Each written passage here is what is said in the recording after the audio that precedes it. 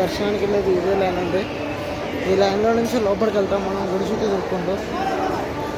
ఇది రాహుకేతు పూజ చేయించుకునే వాళ్ళంతా ఇక్కడ నిలబడతారు.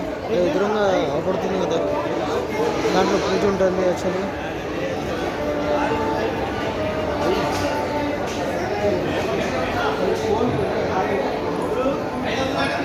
ఇదేనండి లైన్.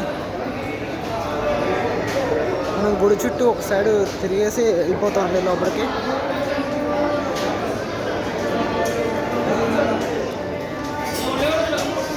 ఇది నవగ్రహ పూజ చేయించుకునే వాళ్ళకి లోపల ఉంటుందండి వచ్చిన దర్శనాలు.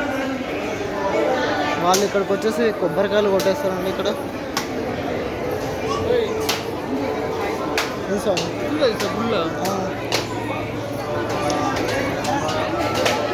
వీడియో తీయకూడదని అంటున్నారు అసలు.